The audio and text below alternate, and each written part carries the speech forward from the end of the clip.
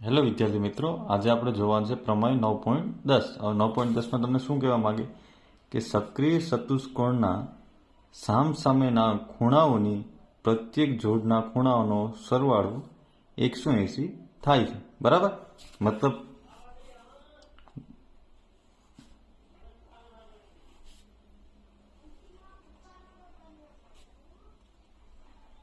વર્તુળ છે. બરાબર? હવે હું કીધું સક્રિય ચતુષ્કોણ કીધું ને, એક ચતુષ્કોણ કરી નાખીએ.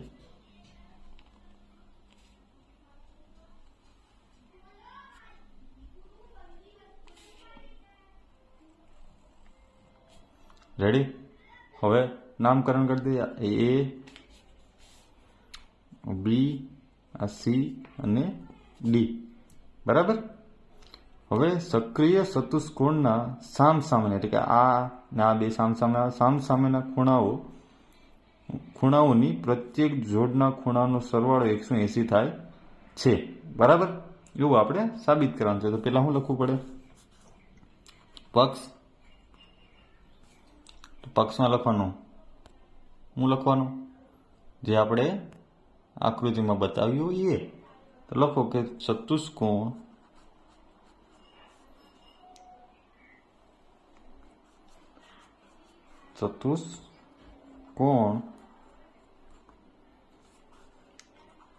ABCD સક્રિય ચતુષ્કોણ છે. બરાબર?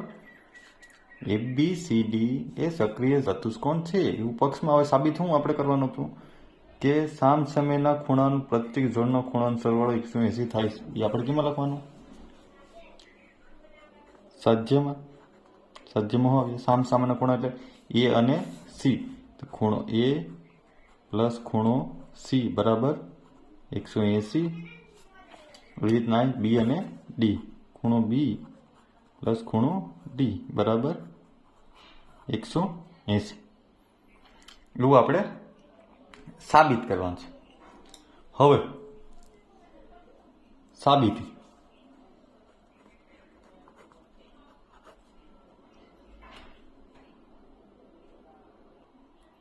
હવે સાબિત કરવું હોય મતલબ કે આ ખૂણો ને આ ખૂણો બંનેનો ખૂણો આ ખૂણો આખો આવે ને આ ખૂણો એ બંનેનો સરવાળો કેટલો થાય?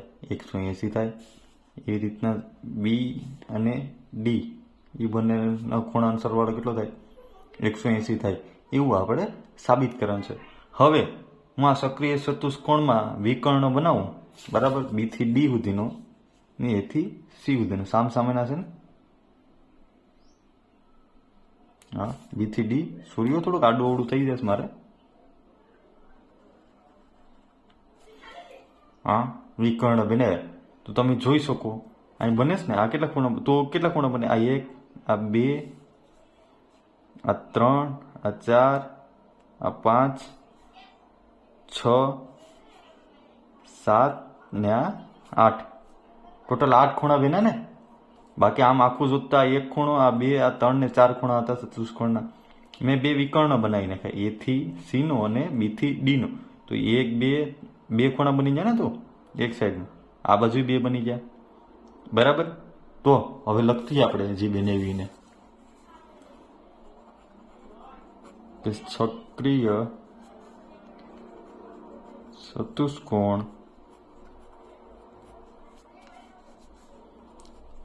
ABCD ના વિકર્ણ AC અને BD દોરતા દરેક શિરોબિંદુ પર 2 એમ કુલ 8 ખૂણા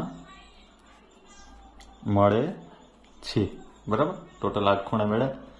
આપણે વિકર્ણ બનાવ્યા એથી સી અને બી થી ડી સુધીનો.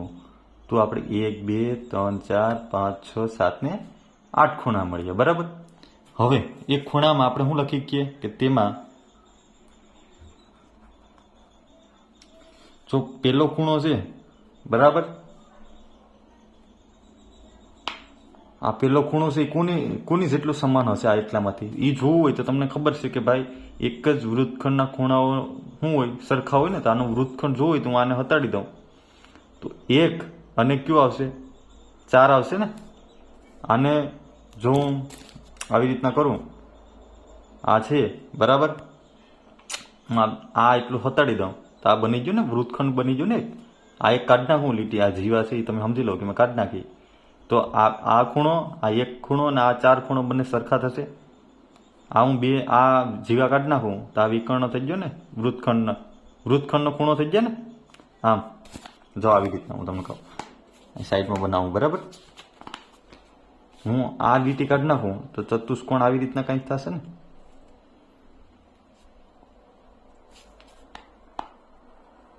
બરાબર, આ કંઈક આવી રીતના થશે ને.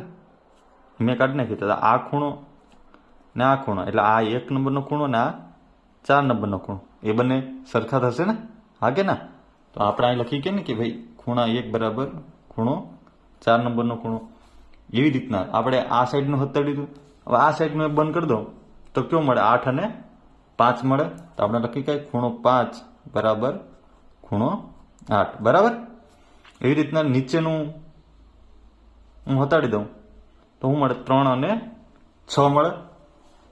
તો ખૂણો 3 બરાબર ખૂણો 6. હવે ઉપરનું હટાડી દઉં તો શું મળે? 2 અને 7. ખૂણો બીજો બરાબર ખૂણો 7નું. એવું છે, સરખા છે. ખબર પડી? એટલે હવે લખવું હોય તો કેમ લખાય? ક્યાંથી આવી એમ લખવું હોય તો એક જ વૃત્તખંડના ખૂણા બરાબર થઈ ગયું. આ એટલું થઈ જાય પછી તમને ખબર છે કે ભાઈ ચતુષ્કોણની ચારેય બાજુનો સરવાળો કેટલો થાય? 360 થાય ને. આમ થાય ને, ચતુષ્કોણ ABCD માં ખૂણો A પ્લસ ખૂણો B પ્લસ ખૂણો C પ્લસ ખૂણો D બરાબર 360 થાય. એ તો ખબર જ છે ને. A B C ને D ચારેય ખૂણાનો સરવાળો કેટલો થાય? 360 થાય ચતુષ્કોણના. હવે ખૂણા A બરાબર તમને ખબર છે શું છે? 1 અને 2 છે. B બરાબર છે 3 ને 4 ખૂણો છે. C બરાબર 5 અને 6 છે. D બરાબર 7 અને 8. તો એની જગ્યાએ આપણે ખૂણો 1 પ્લસ ખૂણો 2 લખી શકીએ ને. હા કે ના? તો આપણે લખીએ તો એ ખૂણો છે તો શું આવશે? 1 2 આવશે ને. ખૂણો 1 પ્લસ ખૂણો 2 બરાબર. આ 1 થઈ ગયું. B નો શું થાય? ખૂણો 3 પ્લસ ખૂણો 4. C નો શું થશે? ખૂણો 5 પ્લસ ખૂણો 6 પ્લસ ખૂણો 7 પ્લસ ખૂણો 8 બરાબર કેટલા મળશે? 360. રેડી? એટલું સમજણ. હવે આપણે સાબિતીમાં જો શું કરવાનું છે? A અને C ખૂણાનો સરવાળો 180 આવવો જોઈએ અને B થી D ખૂણાનો 180. પેલા આપણે આનું મળી લઈએ પછી આને મેળવી. A અને C જો તમે તો A અને C માં 1 અને 2 આવે, 5 અને 6 આવે બરાબર. એમાં 4 અને 3 ની આપણી પાસે જરૂર નથી, 7 અને 8 ની આ બંને ખૂણાની જરૂર નથી ને આપણે. હવે આમાં જો આપણે A અને C લાવો, A એટલે 1 અને 2 ને C એટલે 5 અને 6, તો 3 4 અને 7 8 ની આપણે જરૂર નથી. તો આપણે હમણાં મેળવ્યું એનું હું સમીકરણ 1 કહી દઉં બરાબર. તો એ સમીકરણ 1 ની કિંમત કેમાં મૂકી? આ B આપણે AC લાવવાના છે ને, તો B અને D માં ચેન્જીસ કરી દઈએ તો B માં શું છે? 3 છે ને, તો 3 ની જગ્યાએ આપણે 6 લખી કે.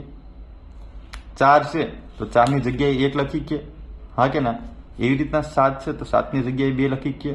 અને 8 છે તો એની જગ્યાએ 5 લખી કે. તો આ બંને 2 થઈ જશે બરાબર. તો આ બંને ખૂણા વધશે ને, A અને C. B ને D નીકળી જશે બરાબર. સમજાય? જો હવે કિંમત મૂકીએ આપણે કે સમી 1, આને સમીકરણ 2 કહી દઈએ બરાબર. સમી 1 ની કિંમત 2 માં મૂકતા. રેડી? હવે તમે સમીકરણ આપણે 1 અને 2 તો રહેવા દેવાના છે. એ 1 પ્લસ 2 બરાબર, પ્લસ આપણે બીમાં ચેન્જીસ કરવાનું છે ને, તો બીમાં જો 3 એટલે કેટલા આપેલ છે? 6. 3ની જગ્યાએ 6 લખી કે ને, 6 પ્લસ 4 છે. 4ની જગ્યાએ આપણે શું લખી કે? 1 લખી કે ને, પ્લસ સી તો આપણે રહેવા દેવાનું છે, ખૂણો 5 અને 6 પ્લસ 7 છે, 7ની જગ્યાએ આપણે 2 લખી કે. 8 છે તો 8ની જગ્યાએ 5 લખી કે. રેડી? બરાબર 360. રેડી? હવે તમે જુઓ, 1 છે એ 2 વાર આવે, 2 છે એ પણ 2 વાર આવે, 6 છે એ પણ 2 વાર આવે ને 5 છે એ પણ 2 વાર આવે. તો આને આમ લખી કાંઈ 2 કૌંસમાં ખૂણો 1 પ્લસ ખૂણો 2, આને કાઉન્સ કરી દઈએ નાનો, પ્લસ આ મોટો કાઉન્સ કરી દઈએ થોડોક. બરાબર? 1 અને 2 આવી ગયા. હવે કઈ આવીએ? 5 અને 6 આવશે ને ખૂણો 5 પ્લસ ખૂણો 6, આખો કાઉસ પૂરો. બરાબર 360. બરાબર? હવે 2 ને હું ભાગાકારમાં લઉં તો 2 સાથે 360 ઉડાડો તો કેટલું મળશે? 180 મળશે. હા કે ના? હવે ખૂણો એ ને ખૂણો 2 છે એની બરાબર આપણે એ લખી કે ને, જોયું છે? આની બરાબર એ લખી દઉં હું, ખૂણો એ પ્લસ 5 અને 6 છે તો 5 અને 6 બરાબર સી લખી કાંઈ ને, તો ખૂણો સી. જો આકૃતિમાં છે. બરાબર? 1 અને 2 ઉપર એ લખી કે ને 5 અને 6 ઉપર સી લખી કે. બરાબર? તો એની બરાબર કેટલા મળ્યા? 180 મળ્યા. હા કે ના? આ સમીકરણ 3 જે આપણે એક સાબિત કરવાનું હતું. બરાબર? હવે બીજું શું સાબિત કરવાનું છે? બી અને ડી. હવે બી અને ડી માટે આપણે શું કરવાનું? વળી પાછું એને લઈ લેવાનું કે ભાઈ ખૂણો એ પ્લસ ખૂણો બી પ્લસ ખૂણો સી પ્લસ ખૂણો ડી બરાબર 360 છે. ચારે ખૂણાનો સરવાળો.